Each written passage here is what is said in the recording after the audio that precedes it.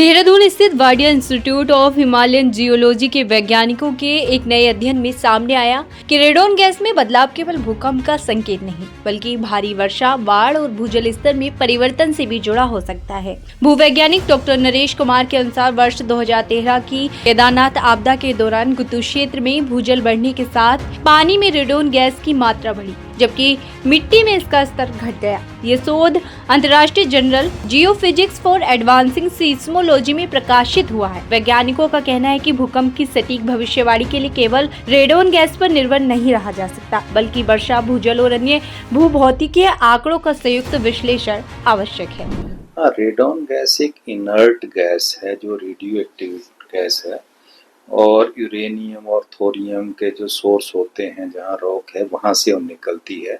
और ये देखा गया है कि अर्थक्वेक से पहले इसमें इसकी कंसंट्रेशन या तो बढ़ जाती है या घट जाती है, जिसके हमें प्रमाण अभी गोरखा नेपाल अर्थक्वेक आया था तो हमें भी मिले थे। और पहले से ही तकरीबन 50 साल से इसकी रिसर्च चल रही है, जिसको अर्थक्वेक प्रेडिक्शन और प्रिकर्सिव स्टडी से बहुत रिलेट किया गया, all over the world relate किया गया है।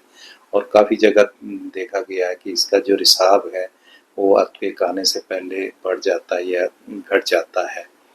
लेकिन हमने एक गुत्तू, जो उत्तराखंड का एक स्टेशन है हमारा, Wadia institute of Himalayan geology का, वहाँ हमने एक मल्टी पैरामीट्रिक जियोफिजिकल ऑब्जर्वेटरी लगाई है जो 2007 में लगाई थी।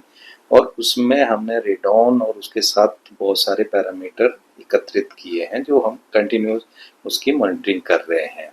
और उसका एक मकसद एक यही था कि वो अर्थक्वेक प्रिकर्सरी के लिए और अर्थक्वेक प्रेडिक्शन के लिए यूजफुल, उसके लिए हमने लगाया है। लेकिन जो हमने अभी कंटिन्यूस डाटा देखा है उसमें हमें ये लगा है कि ओनली ये अर्थक्वेक से रिलेटेड नहीं है, लेकिन और भी कुछ एक जो सरफेसियल वेरिएशन होती है उससे भी रिलेट हुआ है। अभी हमने पिछला डाटा लेके इसको पब्लिश किया है। तो केदारनाथ की जो आपदा आई थी, जिसमें लगातार 2-3 दिन लगातार बारिश रही थी और काफ़ी ज़्यादा बारिश रही थी, और वो गुत्तू का स्टेशन केदारनाथ से बहुत दूर नहीं है, तकरीबन 30-40 किलोमीटर दूर है। तो वहाँ पे भी इस आपदा के दौरान रेडॉन की कंसंट्रेशन बहुत बढ़ गई थी, एक वाटर में बढ़ गई थी और सॉइल में उस टाइम घट गई थी।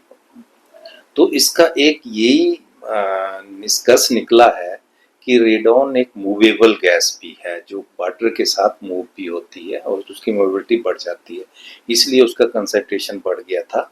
और सॉइल में कंसंट्रेशन कम हो गया था क्योंकि पोर प्रेशर जो है तो वाटर से भर गए थे, तो उसकी कंसंट्रेशन कम हो गई। तो एक अच्छी स्टडी है ये कि हम रेडॉन को ओनली अर्थक्वेक से ही ना देखें, इसका और भी अभी रिसर्च हो रही है जिससे हम टेक्टोनिक फॉल्ट डिलिनेट कर सकते हैं